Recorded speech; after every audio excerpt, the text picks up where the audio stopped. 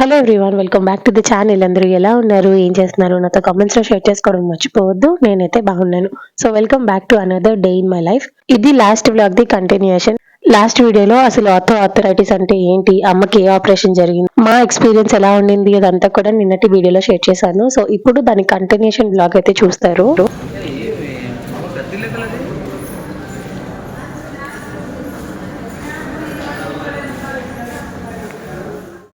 Surgery అయిపోయిన తర్వాత ఒక రోజు కంప్లీట్ గా ఐసీయూలో ఉంచుతారు. నెక్స్ట్ రూమ్ కి షిఫ్ట్ చేసే ముందు ఒకసారి మళ్ళీ అమ్మకి ఏ కాల్ కి అయితే ఆపరేషన్ జరిగిందో అదే లెగ్ కి ఎక్స్రే చేస్తారనమాట. So that before and after version మనం చూడొచ్చు. అలా ఎక్స్రే తీసిన తర్వాత రూమ్ కి షిఫ్ట్ చేసేస్తారనమాట. సో ఇప్పుడు మళ్ళీ మాకు ఇంకొక రూమ్ ఇస్తే మేము రూమ్ కి వచ్చేసాము. అండ్ హాస్పిటల్ రిలేటెడ్ వీడియోస్ అన్ని నేను తొందరగా పోస్ట్ చేసేద్దాం అనుకున్నా, కాకపోతే నేను చాలా బిజీ ఉన్నాను. అసలు వాయిస్ ఓవర్ ఇవ్వడానికి టైం కూడా లేదనమాట. అండ్ మార్నింగ్ షిఫ్ట్ అవడం వల్ల ఇంకొంచెం హడావిడి అయిపోయింది. బట్ సమ్వాట్ ఈ రోజు కొంచెం ఖాళీ ఉంది కాబట్టి వాయిస్ ఓవర్ ఇస్తున్నాను. ఇలా నేను వాయిస్ ఓవర్ ఇచ్చే టైంలో బుడ్డోడు వచ్చి ఏదో మాట్లాడాడు.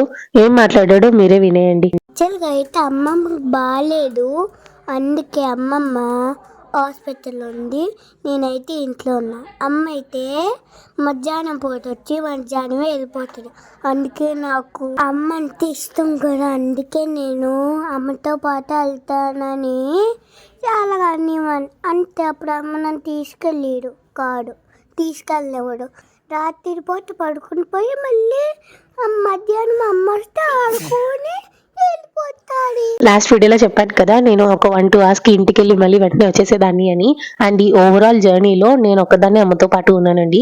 నేను వీళ్ళు పక్కనే ఉన్నందుకు చాలా హ్యాపీగా అండ్ బ్లెస్డ్ గా ఫీల్ అవుతున్నాను. బికాస్ ఈ జనరేషన్ లో పేరెంట్స్ కి ఏదైనా బాగాలేదు అంటే కనీసం రావడానికి అవ్వలేని సిచ్యువేషన్ లో ఉంటున్నారు.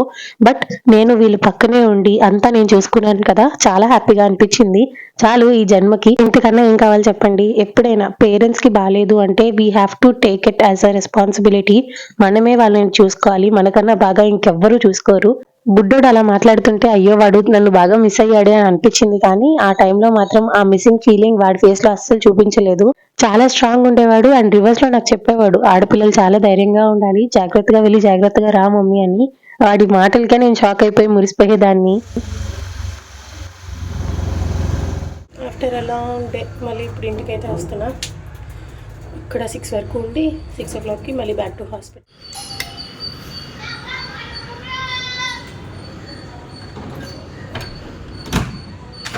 హలో. అమ్మకి ఆపరేషన్ అయిన తర్వాత నేను పెద్దగా ఇంటికి రాలేదు. ఒక 2 days. 3rd day అనుకుంటాను కొంచెం వీలు చూసుకొని డాడీని అమ్మ దగ్గర పెట్టి అప్పుడు నేను ఇప్పుడు ఇంటికి వచ్చాను అనమాట. నేను హాస్పిటల్లో ఉన్నప్పుడే బుడ్డోడి కోసం కొన్ని సాఫ్ట్ టాయ్స్ అమెజాన్ నుంచి ఆర్డర్ చేశాను. నేను ఇంటికి వచ్చేసరికి ఆల్మోస్ట్ అన్ని వచ్చేసాయి. ఇప్పుడు నేను చూపిస్తున్న ఈ సాఫ్ట్ టాయ్స్ అన్ని కూడా ఫ్రమ్ అమెజాన్. నేను పెట్టిన ప్రైస్ కి క్వాలిటీ సూపర్ ఉందనే చెప్పాలి. Because each toy not more than 250 rupees. అంతా 250 లోపలే ఉన్నాయి. ఒక్కొక్కటి 180 రూపీస్, 190, 170 ఆ రేంజ్ లో కూడా తీసుకున్నవి ఉన్నాయి. ఇంటికి రాగానే బుడ్డోడు వాడి టాయ్స్ అని నాకు చూపించాడు. అలా వాడితో కాసేపు ఆడుకొని ఆ తర్వాత ఫ్రెష్ అయిపోయాను. నెక్స్ట్ ఇప్పుడు అన్నం తినేసి హాస్పిటల్ కి వెళ్ళిపోవాలి. నేను లంచ్ చేసే టైంలోనే బుడ్డోడు కూడా పడుకున్నాడు. అమ్మయ్య పడుకున్నాడు కదా అని నేను తొందరగా రెడీ అయిపోయాను. బట్ వెళ్ళే టైంకి కరెక్ట్ గా లేచేశాడు.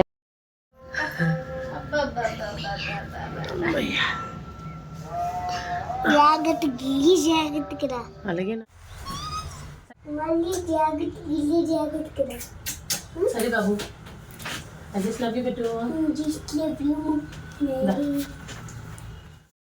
అక్కడ అమ్మ దగ్గరికి వెళ్ళాలి అనే ఆలోచన ఉంది కాబట్టి బుడ్డోడిని వదిలేసి వెళ్తున్నప్పుడు నాకేం బాధ అనిపించలేదు. సో అలా మంచిగా బుడ్డోడికి సెండ్ ఆఫ్ ఇచ్చేసి ఇప్పుడైతే నేను హాస్పిటల్ కి వెళ్ళిపోతున్నాను. ఇంటి దగ్గర నుంచి హాస్పిటల్ కి ఆటో బుక్ చేసుకున్నాను. బట్ వెళ్లే వేలో చాలా పనులు ఉన్నాయి. ఒకటి కోకోనట్ వాటర్ తీసుకోవాలి అమ్మకి నాకు. And at the same time night dinner కూడా బయటే కొనేసుకొని తీసుకెళ్లిపోదాం అనుకున్నా. సో ఆటో ఆయన్ని కొంచెం రిక్వెస్ట్ చేస్తే ఒక టిఫిన్ షాప్ దగ్గర ఆపారు. ఆ షాప్ పేరేంటో చెప్పను కానీ మద్దిలపాలెం బస్ స్టాండ్ దగ్గర ఉంటుంది. సో అక్కడ ఎప్పుడైనా టిఫిన్ ట్రై చేయాలి అంటే I will not at all recommend you all. Because అక్కడ టిఫిన్ నాకేమో ఆ రోజు అంత బాగా అనిపించలేదు. ఎప్పుడు బాగుంటదేమో కానీ నేను తీసుకొచ్చిన రోజు అయితే అదేం బాగాలేదు. ఇంకా అలా టిఫిన్ కట్టించేసుకొని మళ్ళీ వెంటనే ఆటో ఎక్కి హాస్పిటల్ కి వచ్చేసాను. హాస్పిటల్ కి వచ్చిన తర్వాత డాడీ వాళ్ళు ఇంటికి వెళ్ళిపోయారు. ఇప్పుడు నైట్ అరౌండ్ 8 అలా అవుతుంది టైం. అమ్మకి ఇప్పుడు టిఫిన్ పెట్టాలి కదా. అమ్మ ఎక్కడికి వెళ్ళినా సీరియల్స్ మాత్రం అస్సలు వదలదు. అక్కడ ఆ సిచ్యువేషన్ లో కూడా మంచిగా నేను తినిపిస్తుంటే తింటూ ఇంకొక సైడ్ సీరియల్ చూసుకుంటూ ఉంది. కొంచెం సేపు కూర్చొని టిఫిన్ తినేసి సీరియల్ చూసింది కదా, ఇప్పుడు రెస్ట్ మోడ్ అన్నమాట. అంటే కొంచెం ఈ బెడ్ మనం అడ్జస్ట్ చేసామనుకోండి లెవెల్ గా వస్తది. అప్పుడు పడుకొని సీరియల్స్ రిమైనింగ్ అన్ని చూస్తది అనమాట. సో ఇలా తన పని అయితే భలే ఉండింది. హాస్పిటల్లో ఉన్నన్ని రోజులు నాకు పెద్ద ఇబ్బంది ఏం అనిపించలేదండి. బికాస్ నాకు హాస్పిటల్ ఎక్స్పీరియన్స్ బానే ఉండింది కాబట్టి ఇబ్బంది ఏం అనిపించలేదు. ఇఫ్ ఇన్ కేస్ ఇబ్బందిగా అనిపిస్తే నేను ఇంటికెళ్ళి ఒక 2 అవర్స్ బుడ్డోడితో ఆడుకుంటే అదంతా మర్చిపోయేదాన్ని. సో మళ్ళీ హాస్పిటల్కి వచ్చేసేదాన్ని అనమాట. And at the same time office కూడా లీవ్ తీసుకున్నాను కాబట్టి ఇంకా ప్రాబ్లం ఏమీ లేదు.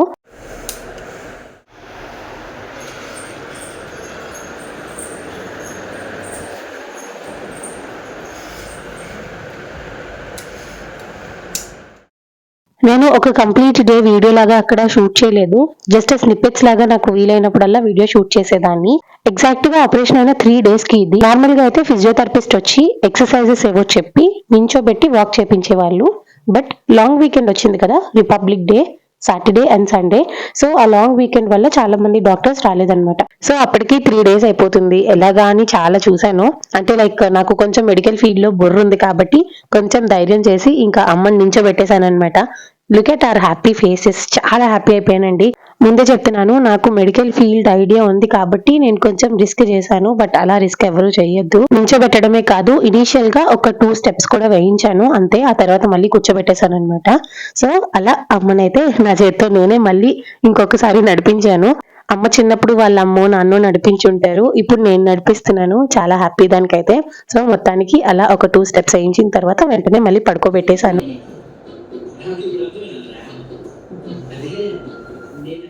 ఇంకా మా ఫుడ్ విషయానికి వస్తే డాడీకి కొంచెం హెల్త్ బాగాలేదండి. సో ఆయనకి హెల్త్ బాగాలేదు కాబట్టి ఆయన ఇబ్బంది పెట్టాలి అని అనుకోలేదు. నేను వీలైనంత వరకు ఫుడ్ క్యాంటీన్లో తీసుకునేదాన్ని. ఫుడ్ బాగోపోతే మాత్రం ఇలా ఆన్లైన్లో ఆర్డర్ చేసుకునేదాన్ని. స్విగ్గీ వాళ్ళు డైరెక్ట్గా ఒక్కోసారి రూమ్ దగ్గరికి తెచ్చి ఇచ్చేసేవాళ్ళు, లేకపోతే నేను కిందకెళ్ళి ఫుడ్ పికప్ చేసుకునేదాన్ని. అండ్ ఈ రోజు సండే నైట్ డిన్నర్ కి హెవీగా ఏం కాకుండా జస్ట్ దోశ తీసుకున్నాము. ఇద్దరం దోశ తినేసి పడుకునేసాము. అండ్ ఇది ఆ నెక్స్ట్ డే అంటే మండే రోజు అమ్మకి డిశ్చార్జ్ ఇచ్చారు.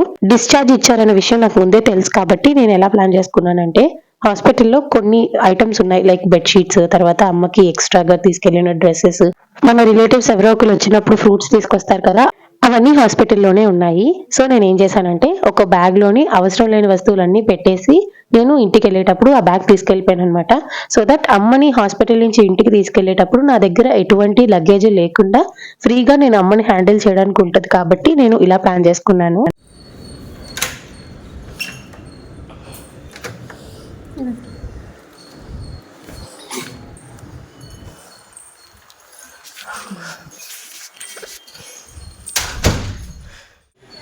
ఇవేవో కొత్త పూలు వస్తున్నాయి, చూడాలి.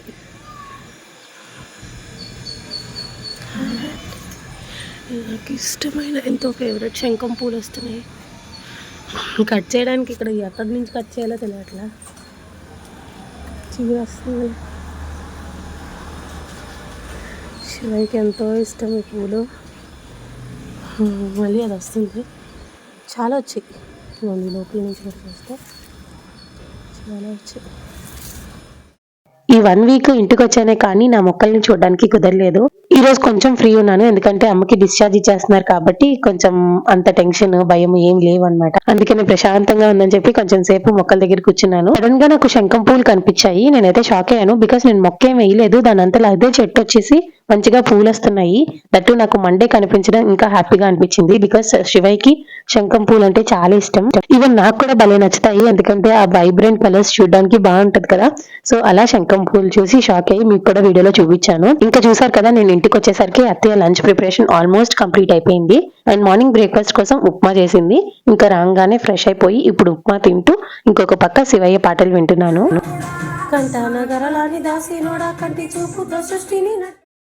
అలా మంచిగా శివయ్య పాటలు వినేసి అమ్మకి లంచ్ పట్టుకొని ఇప్పుడు నేను మళ్ళీ హాస్పిటల్కి వెళ్ళిపోతున్నాను.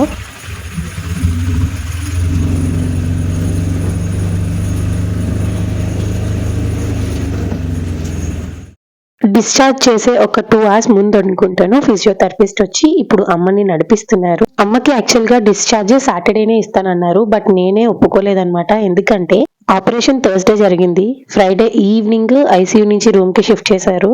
సాటర్డే డిశ్చార్జ్ ఇచ్చేస్తానన్నారు. అదేంటి ఆవిడ ఇంకా అలా పడుకునే ఉంది. అట్లీస్ట్ తనంతలో తను లేచి కూర్చోవడమో, నించోవడమో ఆర్ ఇనీషియల్ గా కొన్ని స్టెప్స్ వేయడమో చేస్తేనే కదా నేను ఇంటికి తీసుకెళ్తాను. సో వద్దొద్దు, నేను అప్పుడే ఇంటికి తీసుకెళ్ళను. ఫిజియోథెరపిస్ట్ వచ్చి జస్ట్ లెగ్ మూవ్మెంట్స్ చెప్పారు కానీ తను ఏం నడిపించలేదు. వన్స్ తన్ని నడిపించిన తర్వాత అప్పుడు ఇంటికి తీసుకెళ్తానని చెప్పాను. డాక్టర్ కూడా యాక్సెప్ట్ చేశారు.